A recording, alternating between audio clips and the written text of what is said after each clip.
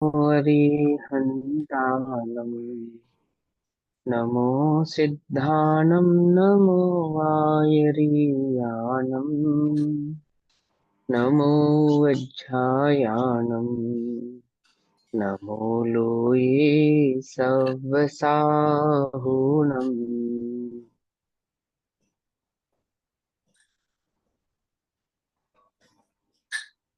ओंकारं बिन्दुसंयुक्तम् नित्यं ध्यायन्ति योगिनः कामदं मोक्षदं चैव ओंकाराय नमो नमः। मङ्गलं भगवान् वीरो मङ्गलं गौतमो गणी मङ्गलं कुन्दकुन्दार्द्यो जैनधर्मोऽस्तु मङ्गलम्। सर्वमङ्गलमाङ्गल्यं सर्वकल्याणकारकम् प्रधानां सर्वधर्माणां जैनं जयतु शासनम्। नमः समय साराय स्वानुभूत्य चिकासते चित्स्वभावाय भावाय सर्वभावान्तरचिते।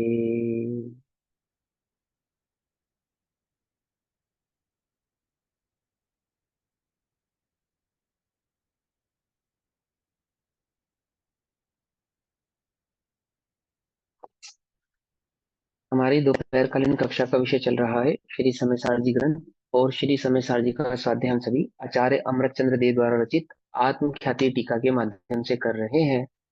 आत्मख्याति टीका में कर्ता कर्म अधिकार पेज नंबर 213। कर्ता कर्म अधिकार में क्या भाव चल रहा है? एक द्रव्य दूसरे द्रव्य का कर्ता नहीं है। जीव और पुद्गल के बीच में कर्ता कर्म संबंध नहीं है, तो भी जीव कर्म से बंधा है, कर्मों ने जीव को बांधा है, ये कहा जाता है। यह व्यवहार का कथन है।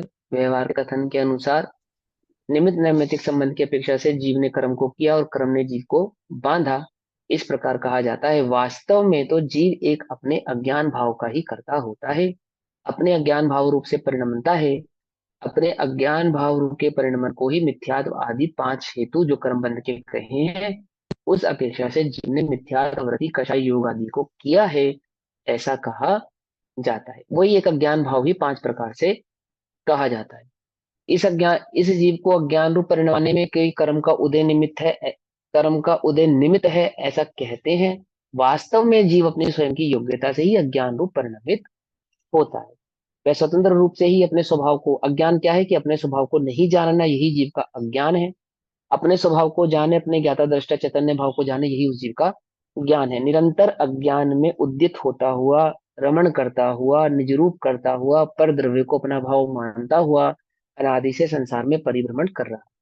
कोई ऐसा कहे, गाथा नंबर 137 और 138 का भाव, कि कोई ऐसा कहे कि जीव और पुद्गल मिलकर राग आदि रूप परिणमित होते हैं, कर्म रूप परिणमित होते हैं, तो उसका यह कहना भी उचित नहीं है। क्योंकि जिस प्रकार हल्दी और फिटकरी मिलकर दोनों लाल रंग में परिणमित हो जाते हैं, ऐसे जीव और पुद्गल दोनों यदि कर्म रूप में परिणमित होंगे, तो कर्म जो पुद्गल जाति का है, जीव भी पुद्गल जाति का सिद्ध होगा। और ऐसा कहने से, ऐसा मानने से जीव का नाश हो जाएगा। तो जीव कर्म के साथ मिलकर कर्म रूप परिणमित नहीं होता है, तो क्या कर्म भी जीव के साथ मिलकर कर्म रूप परिणमित होता है? कि जिस प्रकार जीव कर्म के साथ परिणमित नहीं होता है, पुद्गल के साथ मिलकर कर्म रूप परिणमित नहीं होता है, उसी प्रकार कर्म भी या पुद्गल भी जीव के साथ मिलकर कर्म रूप परिणमित नहीं होता है। क्योंकि वही दोष जो गाथा नंबर 137 138 में कहा है, वही दोष वहां पे भी बनता है। जो जीव का पुद्गल के साथ मिलकर कर्म रूप परिणमित होने में बनता है, वही दोष कर्म का जीव के साथ पुद्गल रूप परिणमित होने में बनता है। कोई अलग बात दोनों नहीं है। वही गाथा नंबर 139 और गाथा नंबर 140 में इसी भाव को समझाते हैं। समझ में आ रहा है या नहीं समझ में आ रहा? ठीक है ना? देखो, ये बात सभी लोग अच्छे से याद कर लो, सभी लोग अच्छे से इस बात को समझ लो। जब आचार्य अमृतचंद्र देव टीका लिख रहे हैं, जब आचार्य कुंद कुंद देव गाथाएं लिख रहे हैं, या अन्य आचार्यगण जो आगम की रचना कर रहे हैं, तो उनके चित्त में यह भाव अच्छे से समाहित है कि 8 वर्ष के बालक को भी सम्यक दर्शन प्रकट करने की योग्यता है। 8 वर्ष का बालक भी जिन वचनों को सुने, जिन वचनों को शिरोधार्य करे, हृदय में धारण करे, तो क्या होता है? उसको सम्यक दर्शन प्रकट होता है। यानी वे आगम की जो रचना कर रहे हैं उसमें स्पष्टता में इसी तरीके से लिख रहे हैं कि 8 वर्ष के बालक की भी वह बात समझ में आ जावे।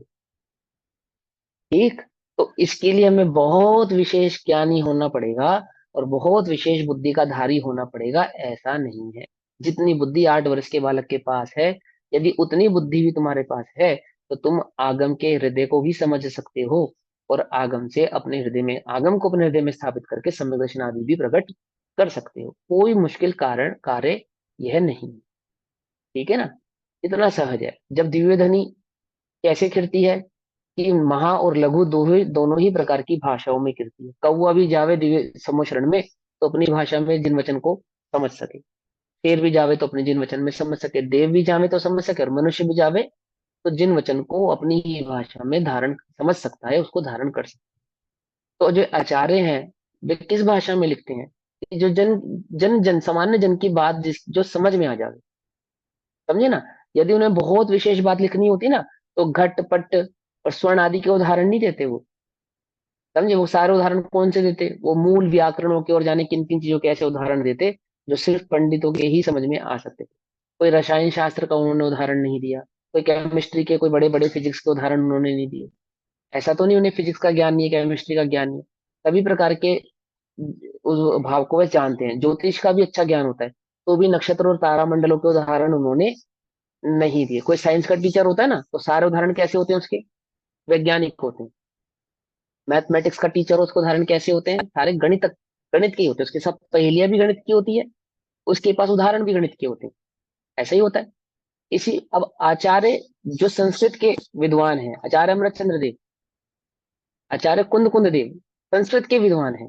और हल्के कोटि के विद्वान नहीं है, सबसे क्लिष्ट भाषा संस्कृत के लिखने वाले भी और सरलतम संस्कृत के रचयिता भी। ऐसे जबरदस्त संस्कृत के विद्वान है। परंतु कोई भी उदाहरण व्याकरण का नहीं दे रहे, कोई भी उदाहरण विज्ञान का नहीं दे रहे, कोई भी उदाहरण ज्योतिष आदि शास्त्रों का नहीं दे रहे। कौन सा उदाहरण दे रहे हैं, घड़ा बनाने का उदाहरण दे रहे हैं कि घड़ा कैसे बनता है। तो हम छोटे थे ना, हमने खुद देखा घड़ा बनते हुए। आजकल तो देखने को नहीं मिलता, लेकिन पोट्री की क्लासेस स्कूलों में भी लगती थी। वहां पे घड़ा बनाना या कप बनाना सिखाते थे। सिखाते नहीं सिखाते। मैंने ऐसा उदाहरण, ज्वेलरी किस घर में नहीं है, किसके पास नहीं है। तो सोना या चांदी किसके पास नहीं है। मिट्टी का घड़ा तो गरीब से गरीब के घर में भी है ना। सोना चांदी हर हर किसी ने देखा है, हर कोई समझ सकता है। कपड़ा किसने नहीं देखा, कौन नहीं जानता कि कपड़े में एक ताना होता है, एक बाना होता है। मैंने उदाहरण कौन सा दे रहे हैं, तो कोई भी समझ सकता है, कोई भी समझ सकता है। समझे। जो आपकी नजरों के सामने यत्र तत्र बिखरा पड़ा है। क्यों दे रहे हैं ऐसा उदाहरण, क्योंकि कोई बहुत विशेष बात नहीं है। दो द्रव्यों के बीच की भिन्नता कोई बहुत विशेष बात नहीं है। भिन्न ही है, उसे भिन्न जानना है कितना मुश्किल है। भिन्न नहीं है, उसे भिन्न करना है कितना मुश्किल है। क्या कहा, जो भिन्न नहीं है उसे भिन्न करना है, ये तो कुछ काम भी है। भिन्न ही है, उसे भिन्न बतलाना है, उसमें क्या मुश्किल है। सारी दुनिया जानती है तेल में से तेल निकलता है, रेत का घड़ा नहीं बनता, सबको पता है। वही उदाहरण आचार्य देव दे रहे हैं। क्या समझा रहे हैं, वस्तु स्वरूप समझा रहे हैं। क्या समझ में आया तुम्हें इससे, कि बहुत विशेष विशेष बुद्धि लगानी पड़े, कोई बहुत विशेष बात समझ में आनी पड़े। हाँ, विशेष ये इतनी ही है कि तुम्हें ये इतनी सरलता सी सरलतम बात अनादि से समझ में नहीं आई। इतना ही विशेष है इस बात के अंदर। क्या कहा, कि इतनी साधारण सी बात का कैसे समझ में नहीं, अनादि से समझ में नहीं। पकड़ में ही बात। इस सरलतम बात की विशेषता क्या है, अभी भी क्यों पकड़ में नहीं आएगी, कि तुम सरलता से नहीं समझ रहे।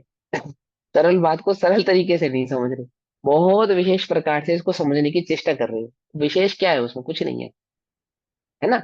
विशेष बस इतना ही है कि बात बहुत सरल है, स्वीकार्य नहीं हो रही, बस इतनी सी बात।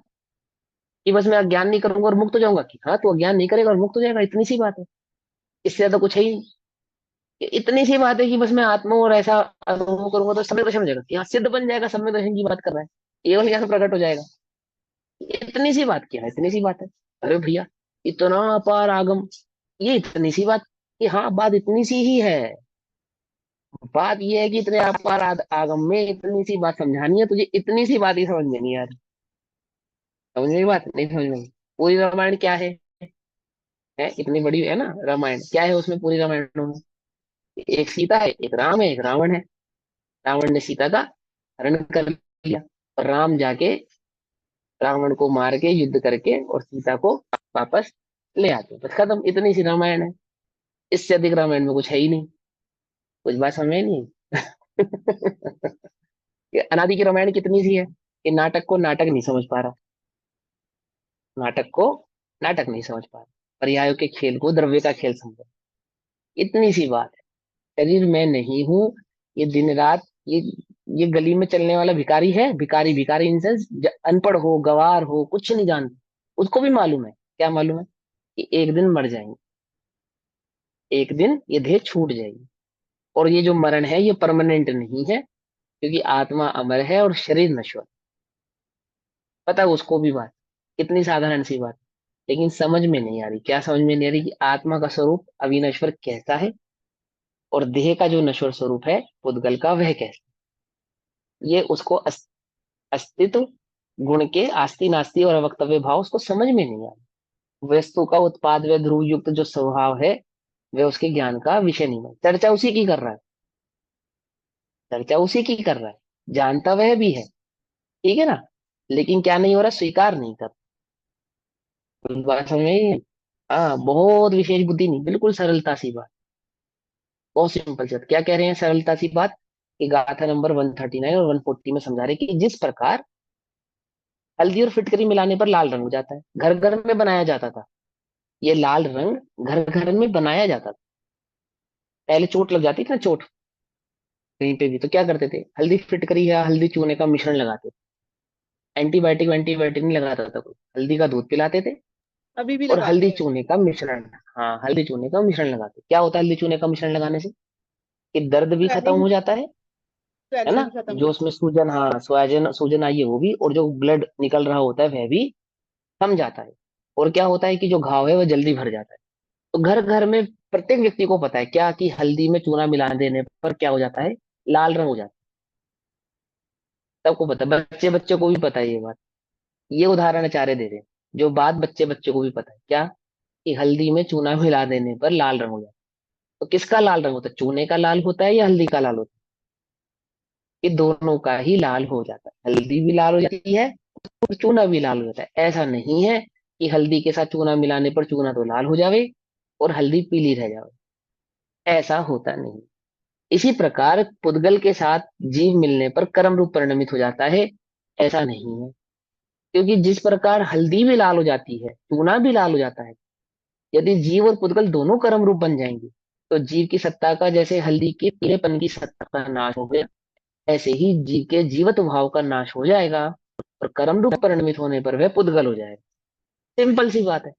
तो इससे क्या सिद्ध हुआ? इससे यह सिद्ध हुआ कि कर्म उदय भले ही आता है, कर्म रूप परिणमता हुआ जीव भले ही दिखाई देता है, कहा जाता है, परंतु जीव कर्म रूप कभी परिणमित होता नहीं है। इतना स्वतंत्र है ये जीव, ऐसा पुद्गल से भिन्न है ये जीव। इतनी सी बात है। कुछ बात समझ में आई? अब इस भाव को समझता है कि जीवस्य दुखम में, गाथा नंबर 139 और 140, पेज नंबर 213। जीवस्य दुखम में तय परिणामाहुहोन्ति रागादि एवं जीवो कम्मं तदुविरागादिमावण्णा एकस्य दुपरिणामो जायति जीवस्य रागमादिहिं ताकं मोदये दुहिं विना जीवस्य परिणामो। जीव के कर्म के साथ ही जो भाव रागादिक बने, तो कर्म अरु जीव उभय ही रागादिपन पावे। अरे पर परिणमन रागादि रूप तो होत है जीव एक के, इससे ही कर्मोदय निमित्त से अलग जीव परिणाम है। क्या कह रहे हैं? जीव राग आदि रूप परिणमित होता है, ये बात तो सही है, इसमें तो हम आपको गलत नहीं कह रहे। परंतु रागादिक रूप परिणमित होता हुआ वह कर्म के भाव को प्राप्त नहीं होता है, अर्थात कर्म रूप परिणमित नहीं है, उद्गल रूप परिणमित नहीं होता है। वह जो रागादि रूप परिणमित है वो क्या है कि वास्तव में जीव का स्वयं का ज्ञान भाव मात्र है और कुछ नहीं है, इससे अधिक वह और कोई बात नहीं है। जीवस्य तो यदि जीव के कर्मणा च स, कर्म के साथ ही रागादय परिणाम, रागादि परिणाम खलु भवंती होते हैं, निश्चय से होते हैं, खलु निश्चय से भवंती अर्थात होते हैं। यदि जीव के कर्म के साथ ही रागादि परिणाम होते हैं अर्थात दोनों मिलकर रागादि रूप परिणमते हैं, ऐसा माना जाए। क्या कहा? जीव, जीव का जो भाव है, रागादि रूप जो भाव है वो, और कर्म का उदय, ये दोनों मिलकर क्या बन गए? रागादि रूप परिणमित हुए, यानी राग की पर्याय रूप परिणमित हुए। वो जो कर्म का उदय दिख रहा है ना, उदय आया जो, उस उदय को वे दोनों प्राप्त हुए हैं। कौन दोनों? कर्म का उदय भी कर्म के उदय को प्राप्त हुआ, और जीव का भाव उसमें मिला तो वह जीव भी उस कर्म के उदय को प्राप्त हुआ, यानी कर्म के उदय रूप परिणमित हो गए, राग रूप परिणमित हो गए। ऐसा यदि माना जाए, क्रोध कषाय मिथ्यात्वादी भाव रूप परिणमित हो गया, यदि ऐसा माना जाए, तो इस प्रकार जीव और कर्म दोनों, इस प्रकार क्या होगा? जीव और कर्म दोनों रागादि भाव को प्राप्त हो जाए, क्योंकि वो राग रूप परिणमित होने से जीव राग भाव को प्राप्त हो जाएगा ना। रागादित्वम आपन्नय, अर्थात रागादि भाव को प्राप्त हो जाए।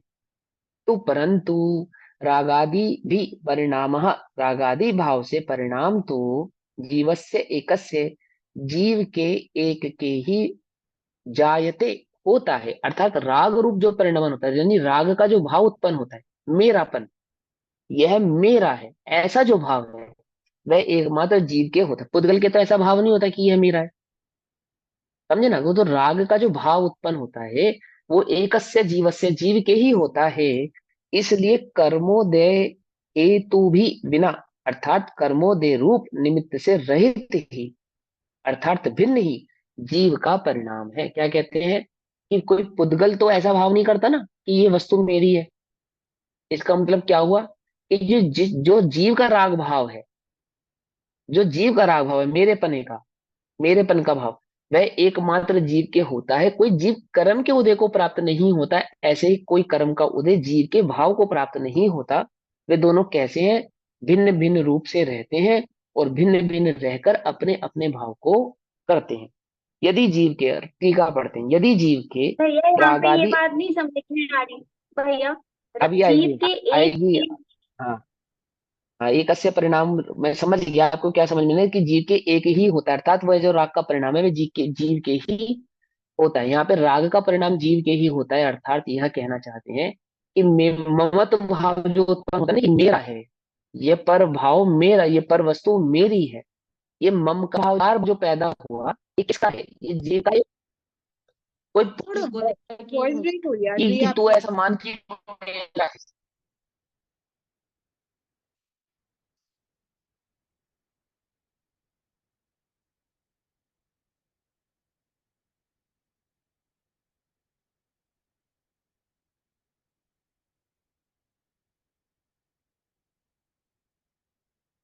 वॉइस नहीं आ रही, आवाज नहीं आ रही फिर। आवाज नहीं आ रही आपकी। जरूरी है ना, जीव भाव होना जरूरी है ना उसके लिए, मतलब चैतन्य भाव ही तो कोई होगा ना। कोई पुद्गल तो ऐसा नहीं करेगा कि ये मेरा है, पुद्गल तो कहेगा नहीं किसी वस्तु को मेरी है।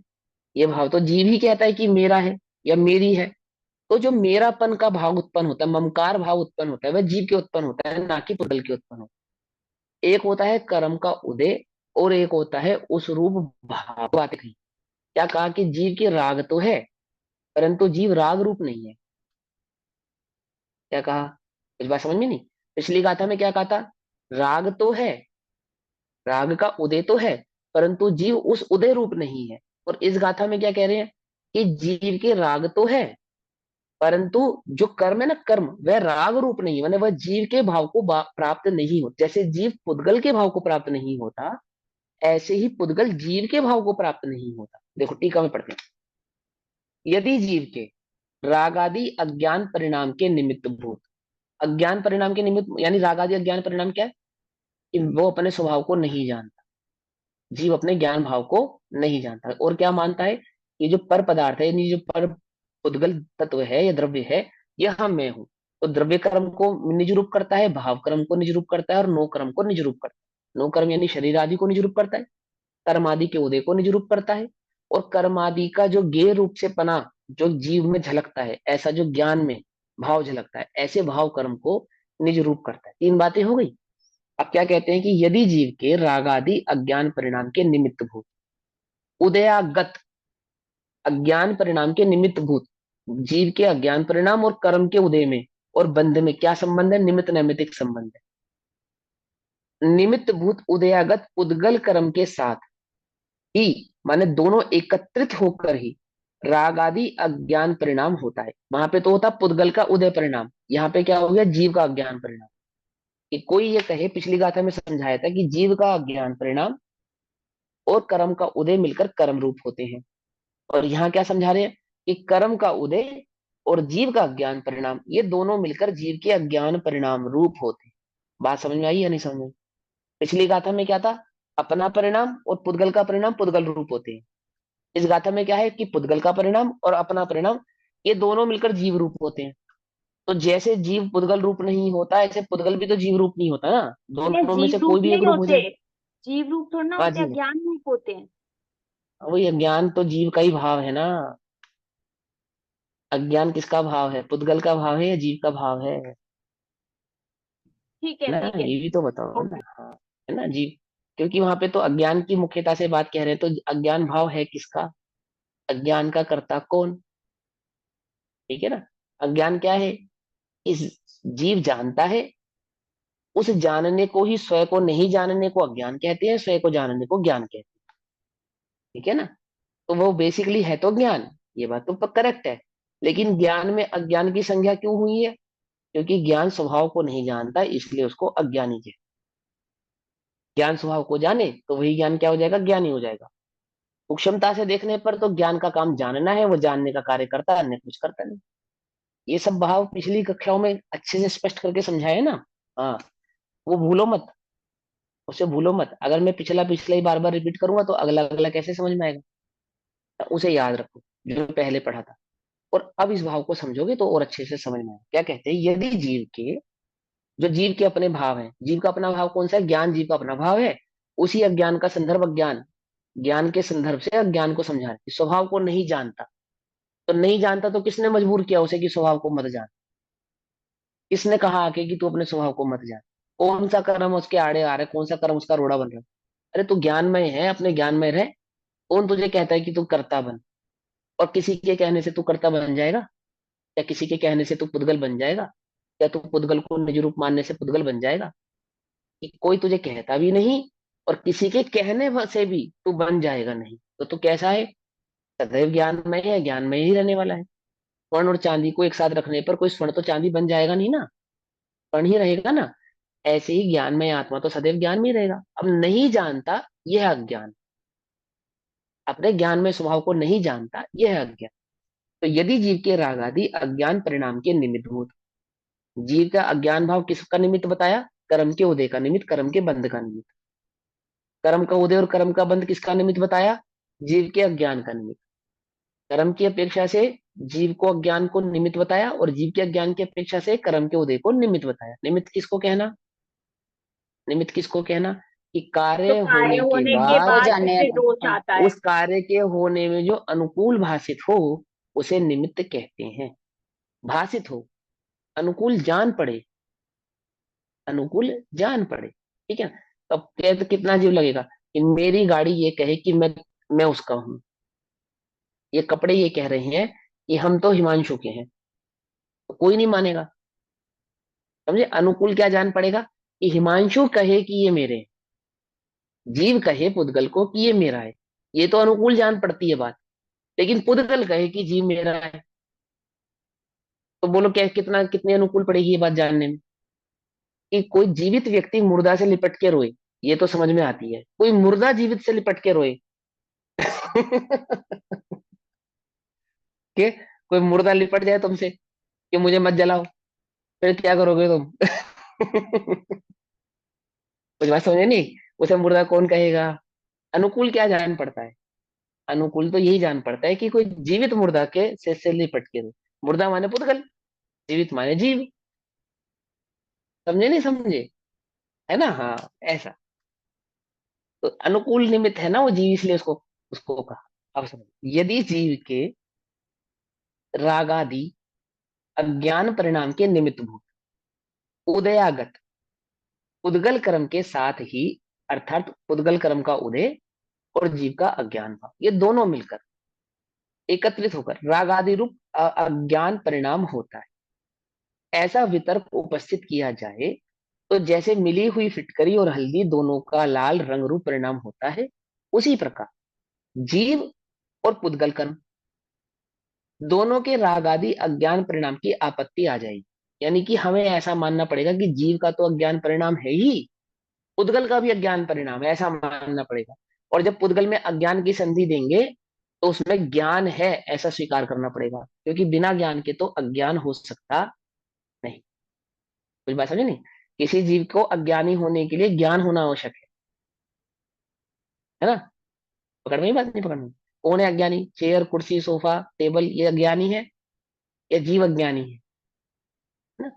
किताब, बच्चा कहेगा ये किताब बड़ी अज्ञानी है, ये ब्लैक बोर्ड बड़ा अज्ञानी है, चौक बड़ी अज्ञानी है। गुरु क्या कहता है? ये शिष्य अज्ञानी है, ये शिष्य ज्ञानी है ना? कितनी बड़ी आपत्ति आ जाएगी कि वह जो अज्ञान भाव जीव को है, ऐसा ही एक अज्ञान भाव पुद्गल के भी मानना पड़ेगा। अब इसको समझना, यहाँ अपेक्षा को समझना। अज्ञान के दो अर्थ होते हैं। एक ज्ञान नहीं होने को भी अज्ञान कहते हैं, यानी कि जड़त्व भाव को। और एक ज्ञान तो हो परंतु सही ना हो, उसे भी अज्ञान कहते हैं। तो यहाँ किस अज्ञान की बात कह रहे हैं? ज्ञान है परंतु सही नहीं। यदि ऐसा माने कि जीव भी अज्ञानी है और पुद्गल भी अज्ञानी है, तो क्या गड़बड़ होगी? कि पुद्गल को ज्ञान संज्ञा माननी पड़ेगी, जो कि पुद्गल के पास नहीं है। क्या कहते हैं? कि दोनों राग आदि अज्ञान परिणाम की आपत्ति आ जाएगी, परंतु एक जीव के ही अज्ञान, एक जीव के ही रागादि अज्ञान परिणाम तो होता है। अब देखो, ये रागादि जो बात कही जा रही है ना, रागादि, ये अज्ञान परिणाम के पांच भेद पहले बता दिए ना, कि एक अज्ञान भाव ही मिथ्यात्व है, एक अज्ञान भाव ही कषाय है, एक अज्ञान भाव ही योग है ना? तो ये जो रागादि है, अर्थात वो अज्ञान के राम नाम से कहा जाए तो होता है। यानी कि परंतु एक जीव के ही अज्ञान परिणाम तो होता है। इधर रागादि को एक मिनट के लिए गौण कर दो, अज्ञान में समाहित कर लो, तो तुरंत समझ में आ जाएगी बात। परंतु एक जीव के ही अज्ञान परिणाम तो होता है, इसलिए पुद्गल कर्म का उदय, जो कि जीव के रागादि अज्ञान परिणाम का निमित्त है, उससे भिन्न ही जीव का परिणाम है। पकड़ में बात? मैंने ये बात तो सही है कि उदय है, लेकिन कैसा है? वह जीव रूप होकर परिणमित नहीं होता, अज्ञान रूप होकर परिणमित नहीं। अज्ञान का परिणाम तो जीव का अपना निजी स्वतंत्र परिणमन है, कोई पुद्गल अज्ञान रूप परिणमित होता नहीं। जैसे जीव कर्म रूप परिणमित नहीं होता, ऐसे ही पुद्गल कर्म अज्ञान रूप परिणमित नहीं। कर्म तो मात्र पुद्गल में ही रहता है और अपने पुद्गल भाव से को ही प्राप्त होता है, और पुद्गल भाव रहकर ही परिणमित होता है। पॉइंट पकड़ में आया? अभी समझ रहे हैं इस बात को? नहीं समझ रहे? या जीव के अज्ञान का निषेध नहीं कर रहे, जीव के रागादि कषाय आदि भावों का निषेध नहीं कर रहे, परंतु कोई पुद्गल रूप वह परिणमित हो गया है, ऐसा राग, उसका निषेध कर रहे हैं। यानी कर्म के उदय का, इस सत्ता का जीव की सत्ता में अस्तित्व मानना, उसका निषेध कर रहे हैं। कर्म के उदय को जीव का कर्ता मानना, उसका निषेध कर रहे हैं। जीव को कर्म का कर्ता मानना, उसका निषेध कर रहे हैं। कुछ बात समझ में नहीं है? जीव करता है किसका? अपने ज्ञानादि भाव का करता है, अपने अज्ञानादि भाव का करता है। उद्गल करता है किसका? अपने स्वतंत्र परिणमन का करता है। एक दूसरे का दोनों को कर्ता कहना, ये क्या है? ये पूर्व रंग में समझा चुके हैं पहले, ये व्यवहार है। व्यवहार है, और व्यवहार किसे कहते हैं? जो नहीं है, जो वास्तव में नहीं है और फिर भी उसे है ऐसा कहना। क्या कुछ समझ में आई? बात नहीं समझ में आई? वो व्यवहार जीव या का परिणाम है। अज्ञानी भी तो कह सकते हैं ना फिर, और ज्ञान नहीं है तो ऐसी बातें हो रही हैं। हाँ, तो वो तो इसीलिए तो हो रही है, और किस लिए हो रही है? ज्ञानियों को कैसा दिखता है? तो जगत कैसा दिखता है ज्ञानियों को? ज्ञानियों को जगत कैसा दिखता है? जैसा है ज्ञान वैसा दिखता है ना? ज्ञानमय। और ज्ञानी के सभी भाव ज्ञानमय होने से सारा जगत कैसा दिखता है? कि जो वो ज्ञान भाव होने से ज्ञानमय दिखता है, एक बात। दूसरी बात, छह द्रव्यों का स्वतंत्र परिणमन अपने अपने में होता है, जड़ चेतन की परिणति सब अपने अपने में होती है। हम्म, मैं अनुकूल और प्रतिकूल उसमें अगर पना प्रकट कर रहा हूं, तो ये मेरे मन की झूठी वृत्ति है। देखो, तुम यहाँ बैठे, पर द्रव्य के निमित्त तुम्हारे से। तुम यहाँ बैठे हो, तुमने देखा सामने एक पेड़ है, उस पेड़ से एक पत्ता टूटा, पेड़ से एक पत्ता टूटा, तो तुम्हें अच्छा लगा या बुरा लगा? है? लेकिन है ना गजब की बात कि पेड़ से पत्ता टूटा, एक पत्ता टूटा तुम्हें बुरा लगा, एक पत्ता टूटा तुम्हें अच्छा लगा। पेड़ कहाँ है? तुमसे कोसों दूर है, इतना दूर है कि तुम्हारे को दृष्टिगत हो रहा है, बस उसकी छाया भी तुम पे नहीं पड़। उस पेड़ से तुम्हें कुछ लेना देना भी नहीं है, वो पेड़ तुम्हें कुछ दे भी नहीं रहा। बस तुम देख रहे हो, क्या देख रहे हो? कि पेड़ से पत्ता टूट रहा है। एक पत्ता टूटा वो अच्छा लगा, एक पत्ता टूटा वो बुरा लगा। तुमसे पूछा जाए, क्यों भाई, तुम्हें क्यों अच्छा लगा? क्यों अच्छा लगा? एक पत्ता टूटा और तुम्हें अच्छा लगा, क्यों लगा? क्यों लगा? कोई जवाब नहीं है, वास्तव में कोई जवाब नहीं। कुछ बात समझ में नहीं? जगत का एक परिणाम तुम्हें अच्छा लगा, क्यों अच्छा लगा? वास्तव में देखा जाए तो वो पेड़ से टूटा पत्ता था ना, ऐसा परिणाम था। तुम्हें अच्छा लगा, और एक पत्ता टूटा और तुम्हें बुरा लगा। वो तुम्हें बुरा लगा, क्यों लगा बुरा? है कोई रीजन? कि पहला टूटा वो बुरा इसलिए लगा, ये भगवान पेड़ से पत्ता टूटा। तो दूसरा अच्छा क्यों लगा? वो भी तो टूटा। दूसरा अच्छा क्यों लगा? वो भी तो टूटा। कुछ बात समझ में आई या नहीं आई? या नहीं समझ में नहीं, ज्यादा क्लियर नहीं हुआ। आई? इसमें आप कई जितने भी चीजें लॉजिक गर्भित दोगे ना, होती है। सारा ही है, पूरा भैया संसार यही है और कुछ नहीं भैया है। एक पेड़ बात से पत्ता टूटा। हाँ, बोलो अच्छा उसकी बोलो। लाइट जला। भैया भैया जैसे पेड़ से पत्ता टूटा, तो मतलब हाँ, हमें तो ना अच्छा लगा ना बुरा लगा, मतलब हमें हमें क्या, पेड़ से पत्ता टूटा तो। तो ज्ञानी है वो, जिसको अच्छा नहीं लगेगा और बुरा नहीं लगेगा। पूरा संसार वृक्ष है, सारी पर्याय हम्म पत्ते हैं, निरंतर टूट रहे हैं बस, और कुछ नहीं हो रहा है। ज्ञान वो रूप तो से वीतरागी है देखने ना। से तो, ज्ञान से देखने तो ज्ञान मैं में स्थित ज्ञानी होने है, से, वो देख रहा है हाँ, उसको ना ज्ञान अच्छा से, ना बुरा। ज्ञान में स्थित होने पर क्या है जब संसार में? बोलो कौन सा परिणाम अच्छा और कौन सा परिणाम बुरा है? क्या है उनके लिए? कुछ नहीं है। कोई अच्छा नहीं कोई बुरा नहीं। छह द्रव्यों का परिणाम मात्र है। यही तो वीतराग भाव अपने है। में है। जैसे उस पेड़ से टूटे पत्ते को वीतराग में होकर जान रहे हो कि टूटा, एक अच्छा एक बुरा का कोई विकल्प है? टूटा टूटा, हाँ सहजता सी बात। हाँ। ऐसे संसार का समस्त परिणाम कैसा है? सहजता से जानो। अच्छे बुरे की कल्पना क्यों करते हो उसके अंदर? ये अच्छा ये बुरा है। बोलो भैया, कौन सी पर्याय अच्छी है, कौन सी पर्याय बुरी है? तुम्हें जो दृष्टि प्राप्त का है विषय वो है, कौन सा? दृष्टि से देखने जो से। तुम्हें, हाँ, जो तुम्हें प्राप्त है उनमें से कौन सा उदय तुम्हें अच्छा लग रहा है और कौन सा उदय तुम्हें बुरा लग रहा है? अच्छा बोलो। बुरा कुछ होता नहीं, देखने का है ना? नजरिया हाँ, होता है बस। विचार करो, ये विचार करो कि एक उदय अच्छा और एक उदय बुरा, एक पाप का उदय जो तुम कहते हो, एक पुण्य का उदय, वास्तव में क्या है? वास्तव में ये तो पेड़ से झूठी टूटे मन की पत्ते। वृत्ति है। अनुकूल कहे हाँ, ये झूठी, प्रतिकूल कहे, ये झूठी मन की झूठे मन वृत्ति। की वृत्ति है। झूठे मन की वृत्ति है मतलब क्या? अज्ञान। झूठे मन की वृत्ति है मतलब क्या? ये अज्ञानी के सभी भाव अज्ञानमय है, और ज्ञानी के सभी भाव ज्ञानमय है। ज्ञानमय है मतलब वीतरागमय है। ज्ञान किसे कहते हैं? जो, है ना, ज्ञान की असली परिभाषा क्या है? आपको ज्ञान होगा तो कैसा होगा? कि ज्ञान का लक्षण है वीतराग भाव, और हम्म, अज्ञान का लक्षण है राग भाव। हम्म। समझे? राग किसका लक्षण है? अज्ञान का लक्षण। वीतरागता किसका लक्षण है? वो ज्ञान का लक्षण। तुम ज्ञानी हो या अज्ञानी हो? बोलो। जगत में दो लोग लड़ते हैं, कौन? ज्ञानी लड़ते हैं, अज्ञानी लड़ते हैं? क्या लगता है तुम्हें? ज्ञानी लड़ते हैं। ज्ञानी तो मौन है। ज्ञानी तो मौन है। वो मारीच लड़ते रहते हैं, और आदिनाथ मौन रहते हैं। कुछ बात समझ में नहीं? या नहीं समझ में? ज्ञानी नहीं लड़ते, ज्ञानी तो मौन रहते हैं। हम बैठो अपनी, मौन सो, मौन सो। कुछ कोई झगड़ा नहीं है ज्ञानियों का। सारा झगड़ा ज्ञानियों का है। क्या है झगड़ा? ये द्वेष राग की भावना ही झगड़ा है। समझे नहीं समझे? क्या ज्ञान नहीं का समझे? काम ही सिर्फ जानना जानना जानना। जानना है, जानना है, जानना। वीतराग अज्ञान की कल्प से। वजह से मैं अपनी टांग खुद फंसाता हूँ बीच में। हाँ तो अब मत फसाना। अब सुनो इधर भावार्थ। यदि यह माना जाए कि क्या माना जाए? कि जीव और पुद्गल कर्म मिलकर राग आदि रूप परिणमते हैं, यानी जीव और पुद्गल दोनों मिलकर अज्ञान रूप परिणमित होते हैं। अज्ञान जो जीव का परिणाम है ना, उसकी बात चल रही है, उसकी अपेक्षा से बात है। तो दोनों के राग आदि रूप परिणाम सिद्ध हो, किंतु पुद्गल कर्म तो रागादि रूप, यानी कि जीव रागादि रूप कभी नहीं परिणम सकता, है ना। जी पुद्गल रागी है। ये बताओ कैसी अनोखी बात लगेगी? लगेगी नहीं लगेगी? मैंने वो मुर्दा जीवित से लिपट के रोए कि हाय मैं मर गया। है ना? कौन मानेगा इस बात को? कोई नहीं मानेगा ना। तो कैसी गजब की बात है कि तुम ये कहो कि पुद्गल राग कर रहा है। तो ये बात तो नहीं जचती हमको, है ना। उसके लिए तो फिर पुद्गल के अंदर हमें जीव की संधि करनी पड़ेगी, यानी कि उसमें जीवत भाव मानना पड़ेगा। तो ऐसा तो होता है। तो कोई ऐसा माने तो किंतु पुद्गल कर्म तो रागादि रूप, यानी कि जीव रागादि कभी नहीं परिणम सकता।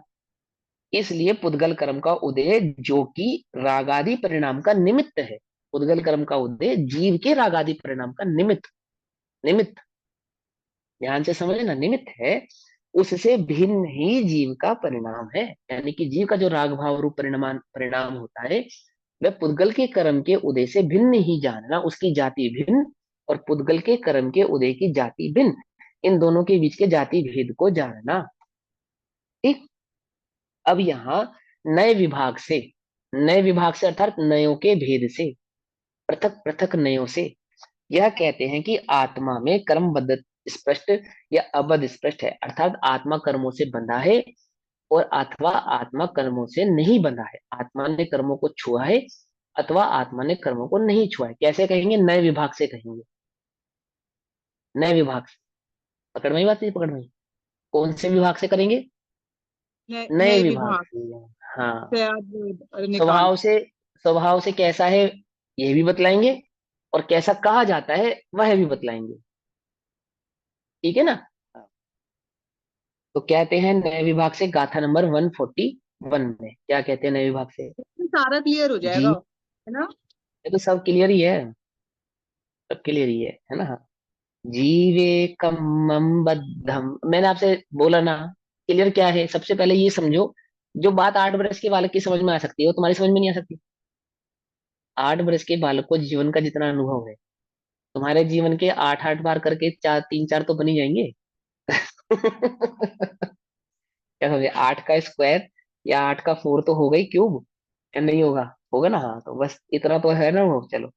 जीवे कम्मम बद्धम पुट्ठम चेदी व्यवहारणय भणिदम तुद्दनयस्य जो दुजीवे अबद्ध पुट्ठम हवदी कम्मम। अब ये अबद्ध स्पष्ट के किसी को बोल सीखने थे, समझना ध्यान से। जीवे कम्मम बद्धम पुट्ठम चेदी व्यवहारणय भणिदम तुद्दनयस्य दुजीवे अबद्ध पुट्ठम हवदी कम्मम।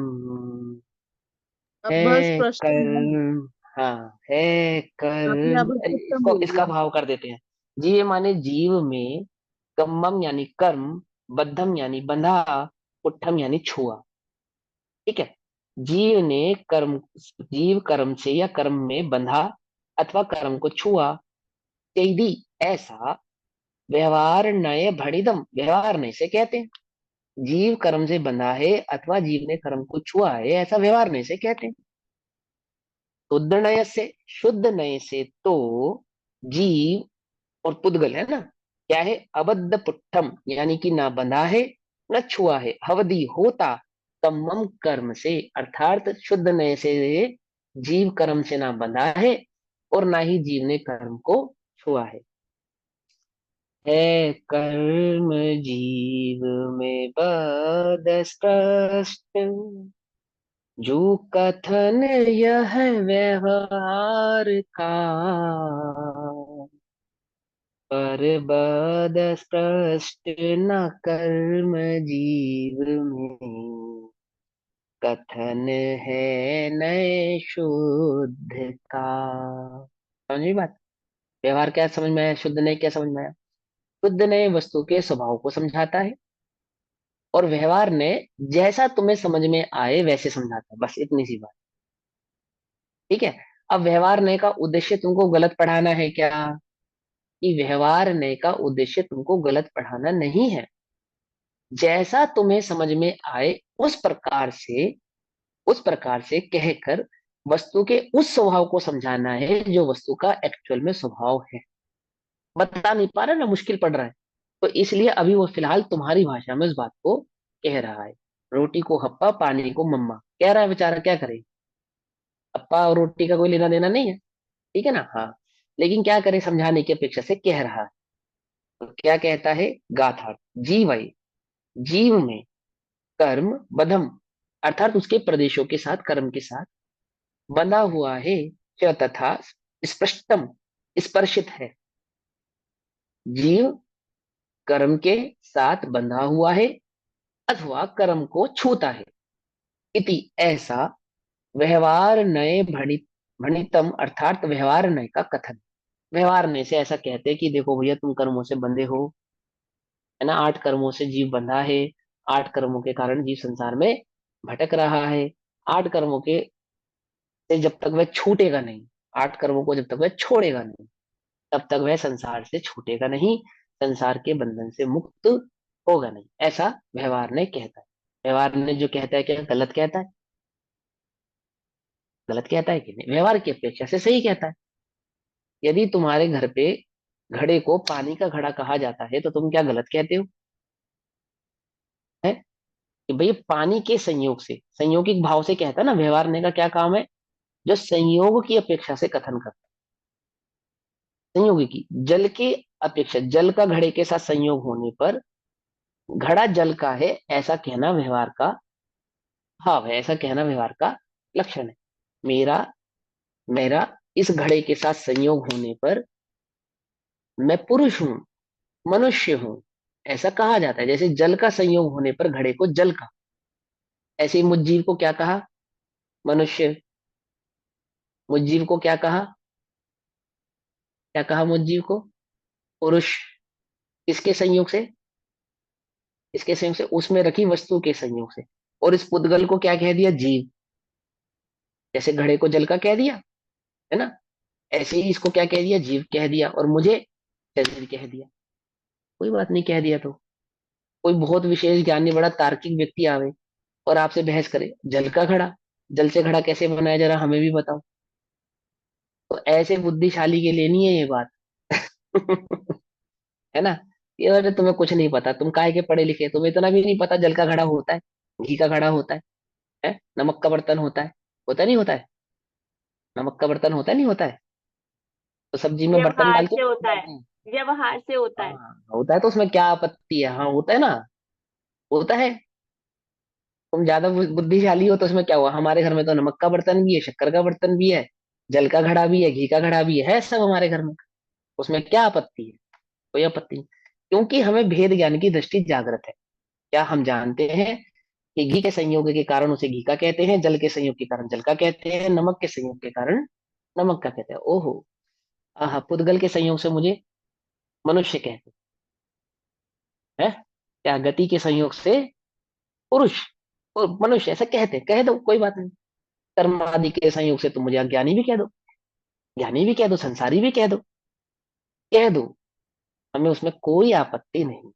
हमें तो बिल्कुल भी बुरा नहीं लगता, हमें कोई अचंभा नहीं होता। क्यों? क्योंकि भेद ज्ञान की दृष्टि जागृत है ना, संयोग के कारण तुम हमें ऐसा कहते हैं। लेकिन व्यवहार के पक्ष को सही जानने वाला, सही कहने वाला कौन?